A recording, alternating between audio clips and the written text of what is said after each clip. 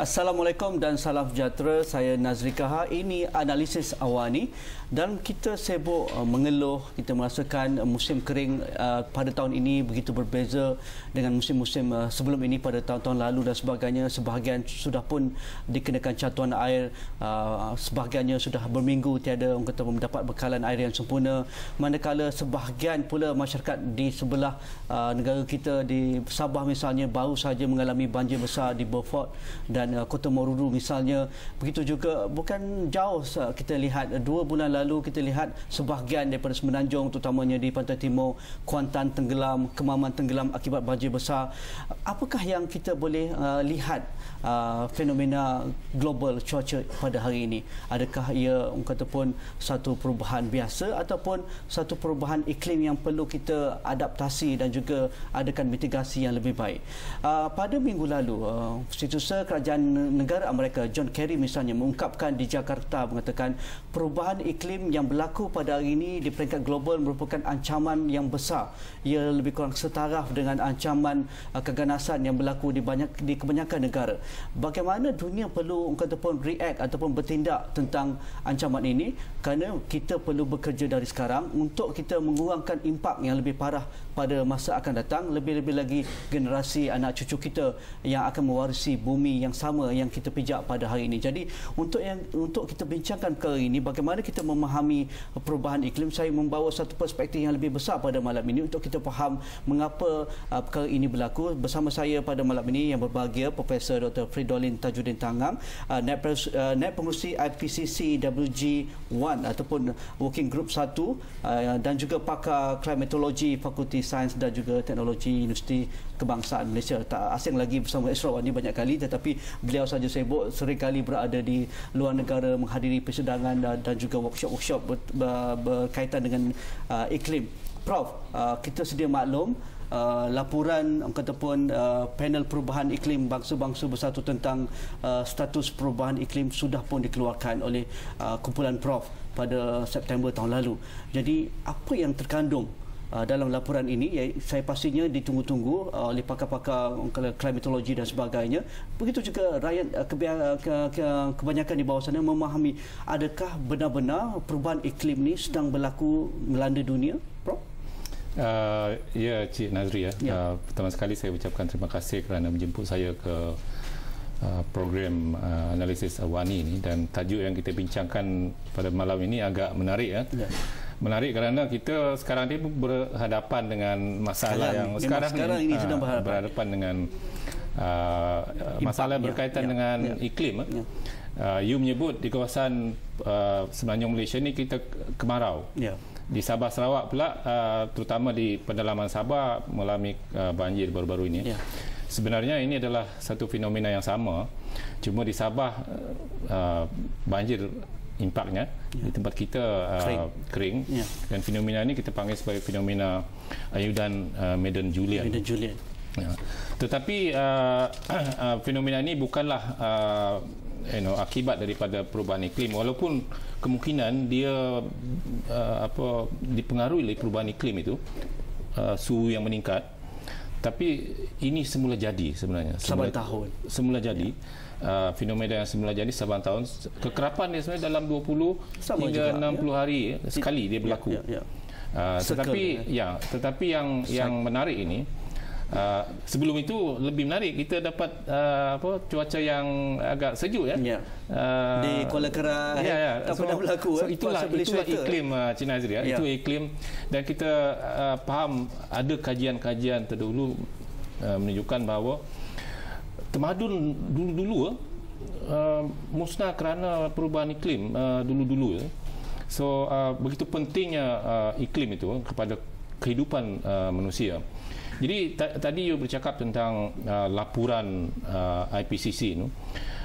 IPCC itu sebenarnya adalah satu badan dalam bahasa Melayunya, badan ataupun panel antara kerajaan panel perubahan iklim antara kerajaan di bawah bangsa-bangsa bersatu.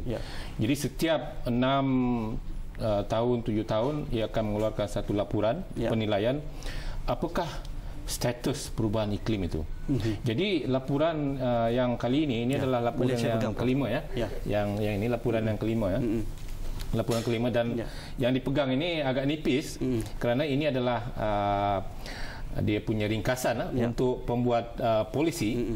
Tetapi yang laporan yang tebalnya penuhnya itu 2,000 lebih muka surat.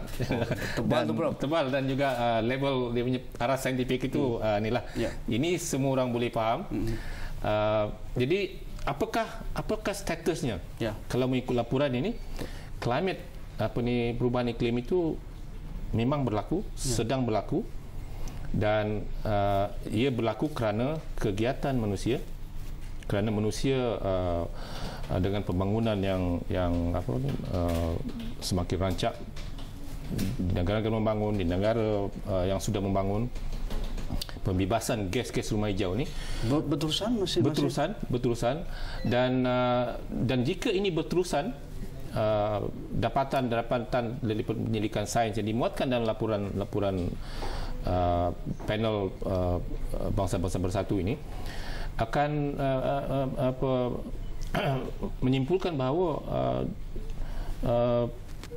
kalau 100 tahun sebelum ni, seperti gambar grafik yang kita tunjukkan sekarang, kalau 100 tahun sebelum ni sebenarnya peningkatan suhu hanyalah kurang daripada 1 darjah Celsius, Cik Nazri, kurang daripada 1 darjah Celsius. Tetapi 100 tahun akan datang di penghujung kurang daripada 100 sejak bila tu? Peningkatan tu sejak bila? Sejak lebih kurang, yang paling ketara sekali kalau kita boleh tengok yang tadi tu, yang gambar yang pertama tu, gambar yang pertama tadi. Peningkatan paling ketara itu sejak 50 tahun yang lepas. Yang ini. Bukan yang sebelum ni yang 50 tahun yang lepas. Teruskan. Tetapi peningkatan itu kurang daripada 1 darjah Celsius. Yang ini berapa? Kurang daripada 1 darjah Celsius. 100 tahun peningkatan kurang daripada 1 darjah Celsius, tetapi kita sudah mengalami pelbagai peristiwa yang agak membawa pelbagai impak. Taufan Haiyan baru-baru ini di Filipina misalkan, di United Kingdom, banjir besar, di Amerika Syarikat, vortex dan sebagainya. Dan kemungkinan apa yang kita alami di Malaysia juga ada kaitannya dengan perubahan yang ini.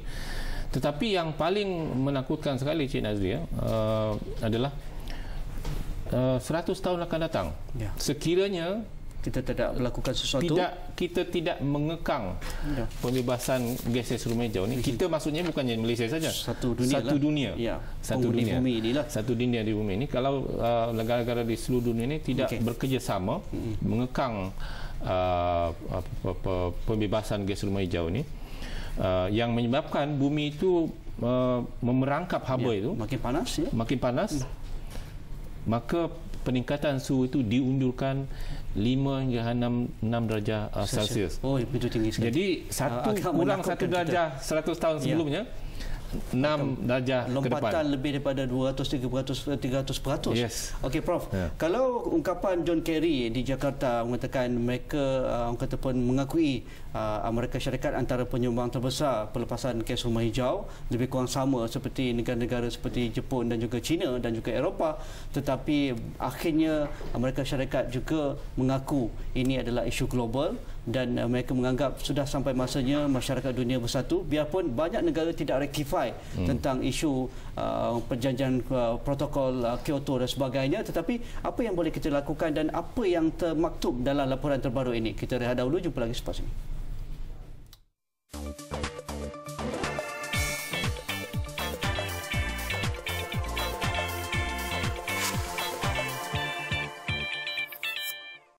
Kembali dalam analisis awal ni, kita selalu membincangkan nak mewujudkan sebuah masyarakat berminda lestari, pembangunan lebih mapan, dan kita tahu juga apa yang ataupun berlaku pada ketika ini, isu tentang tenaga, food security, dan juga apa juga bencana alam yang berlaku hari ini. Kita tahu ini adalah akibat daripada perubahan iklim. Tetapi di media sosial, Zul, mungkin perdebatannya bagaimana kita mengadaptasi dan juga menghadapinya dengan teratur supaya kita lebih lebih bersedia. Setiap kali bencana alam bukan kita merujuk ini adalah jumlah ataupun air hujan yang lebih daripada kebiasaan, hari kering yang lebih daripada hari kebiasaan dan sebagainya. Itu alasan-alasan yang tidak boleh kita terima, sedangkan sepatutnya kita lebih tahu dan lebih maklum.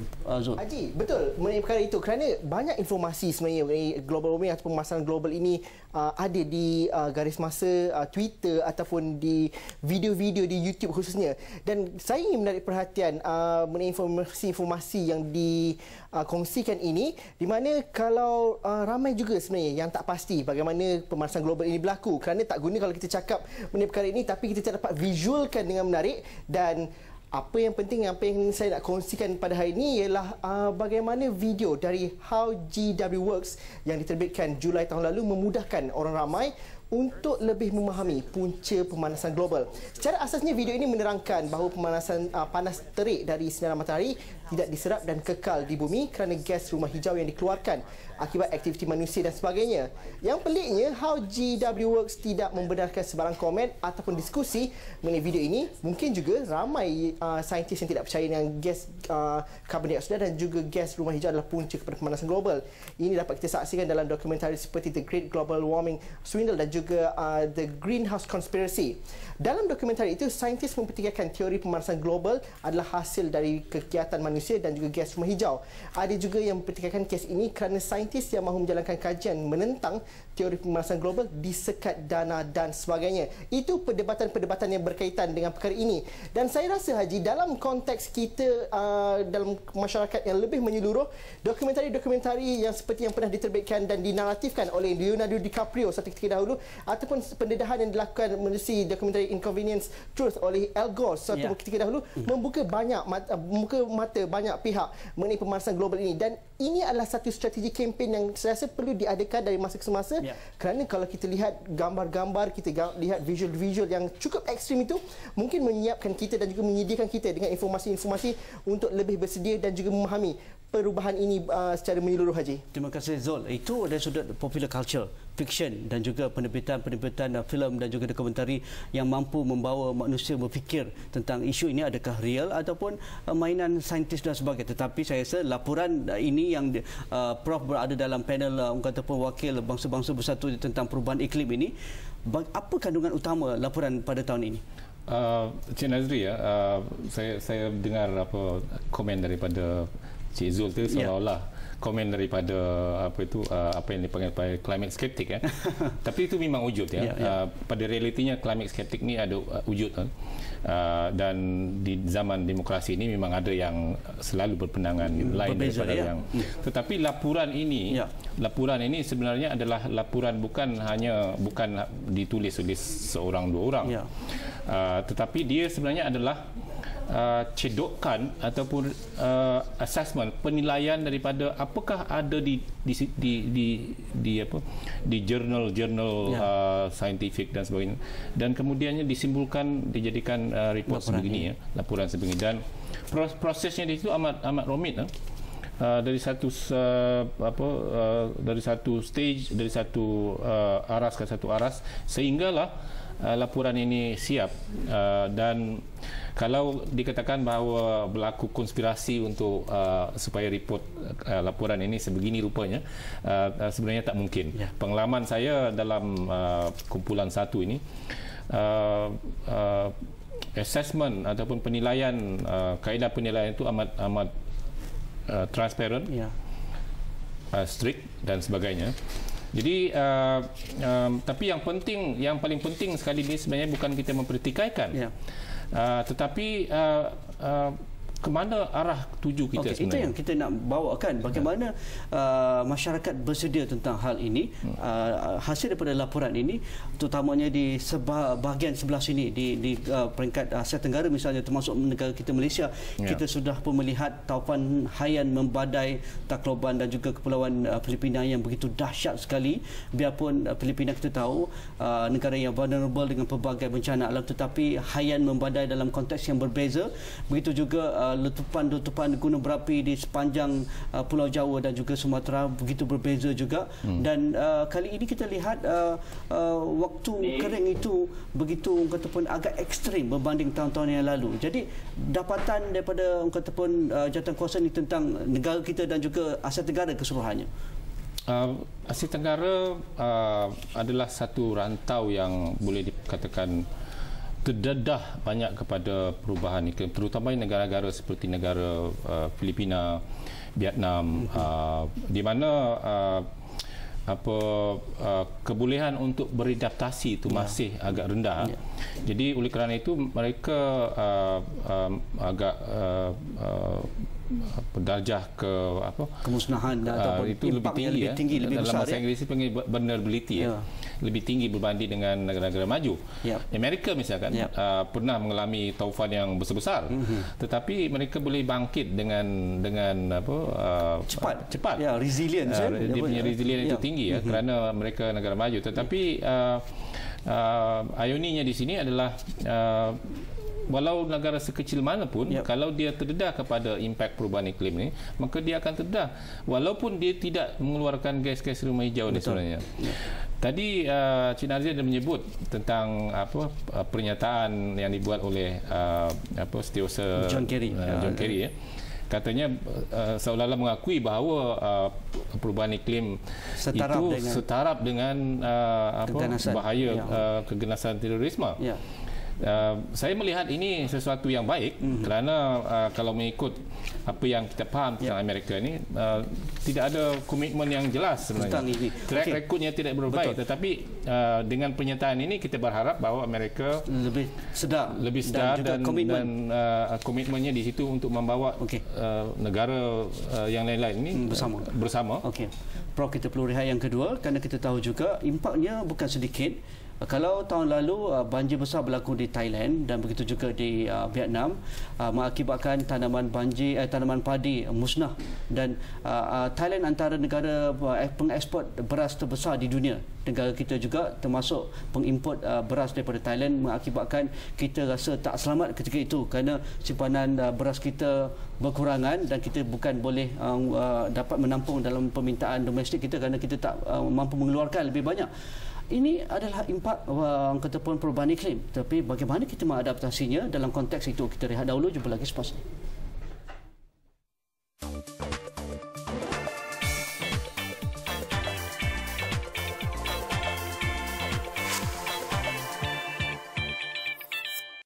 Bumi yang kita hidup ataupun bernafas udaranya ini seperti badan yang sakit atau badan yang sihat. Jika ada satu anggota yang sakit dan sebagainya, seluruh badan akan rasa tidak selesa. Begitu juga dengan bumi. Perubahan iklim dan juga pemanasan global adalah real. Itu laporan terkini tentang perubahan iklim 2013. Prof, penyelesaiannya. Contoh saya bawa tentang keselamatan makanan tadi. Sesebuah negara itu boleh menerima pelbagai impak. Negara berkenaan boleh menerima impak apabila perubahan iklim itu berlaku pada kawasan sesuatu negara itu. Tetapi impak itu tidak semestinya perubahan iklim itu berlaku di tempat negara itu. Contohnya makanan, keselamatan makanan.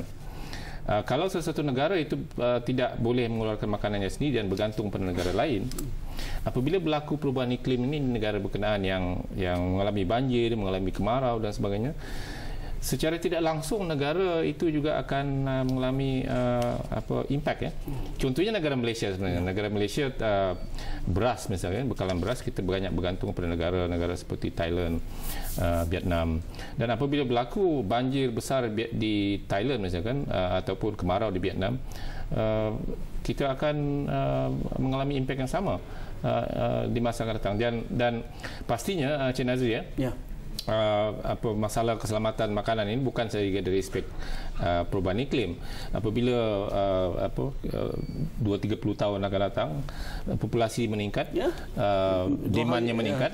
Esok lusa kita akan populasi Malaysia menjelang akan menghampiri 30 juta. Demandnya meningkat, kemudian kita ada masalah perubahan iklim dan sebagainya. Jadi mana-mana negara yang tidak boleh mengeluarkan, tidak bersedia mengeluarkan makanannya akan menghadapi masalah yang lebih rumit oleh kerana perubahan iklim ini sebenarnya. Bagi stakeholders untuk menghadapi perkara ini, mungkin komuniti boleh membuat daripada peringkat individu paling mudah menjimatkan air. Contoh, recycle, reuse dan sebagainya. Tapi pembuat polisi, pemain-pemain politik dan sebagainya, mereka mempunyai kuasa. Mereka mampu melakarkan polisi-polisi yang lestari sifatnya, dan kita tidak boleh orang kata pun bertangguh lagi, Prof. Ya, betul lah Cik Nazri. Kalau kita tanya saintifik, bukti-bukti saintifik menunjukkan bahawa kenapa perubahan iklim itu berlaku, kerana kita tidak mampan. Kita menggunakan sesuatu itu seolah-olah tak ada esoknya, tidak ada limit, tak ada hadnya, tak pernah habis. Tapi in reality apa yang ada di muka bumi ini sebenarnya boleh habis, boleh habis dengan penduduk yang semakin lama semakin besar, boleh habis. Jadi kenapa itu berlaku? Kerana teknologi yang ada kita sekarang tidak mampan, tidak mampan. Teknologi kereta yang kita ada di sekarang ni tidak mampan, misalkan cara kita berbuat sesuatu tidak mampan. Jadi penyelesaian kepada perubahan iklim ni, saya rasa kita kena cuba memikirkan ke arah sustainability ni, kelestarian mampan ini, supaya kita boleh bukan saja dari segi teknologinya, tapi dari segi polisinya dan sebagainya. Dan ini agak rumit, tapi tidak mesti dilakukan, dan kita tidak ada pilihan sebenarnya. Kalau laporan sebegini mengatakan bahawa kalau kita tidak berbuat apa-apa sekarang, suhu itu akan meningkat sampai 6 darjah Celsius. Akan lebih banyak banjir, akan lebih banyak kemarau, pelbagai fenomena di kutub akan lebih besar, dan juga aras laut itu akan meningkat sehingga 1 meter banyak negara yang kecil-kecil akan tenggelam. Termasuk Malaysia juga akan mengalami hal yang sama lah. Terima kasih Prof. Kita masa tidak mengizinkan, kita perlu berfikir lebih jauh. Mungkin generasi kita akan mendapat impak yang lebih besar berbanding kita pada hari ini pun kita dah mengeluh membawa air daripada tingkat 1 hingga tingkat 5 kerana pilih tak ada air dan sebagainya, itu pun sudah bising dan sebagainya. Tetapi mungkin satu hari nanti kita akan mendapat impak yang lebih besar untuk generasi akan datang, tentang food security, tentang energy security, tentang water security dan sebagainya. Semuanya di tapak tangan kita, bagaimana kita menguruskan secara lestari dan juga manfaat. Terima kasih Prof. Profesor Dr. Fredulin Tajuddin Tangang dan pengurusi IPCC Working Group 1, pakar klimatologi Fakulti Sains dan Teknologi UKM. Saya suka bercakap dengan Prof. Banyak perkara besar, perkara baru yang saya dapat belajar pada malam ini. Kita perlu panggil, walaupun Prof selalu berada di luar negara sebagai membentangkan kertas kerja, workshop dan sebagainya. Jika ada sebarang pandangan anda, hantarkan ke Facebook kami, ke Twitter kami, dan jangan lupa melayari asrowani.com untuk mendapatkan liputan terkini dalam dan juga luar negara. Assalamualaikum, insya-Allah kita jumpa lagi. Terima kasih.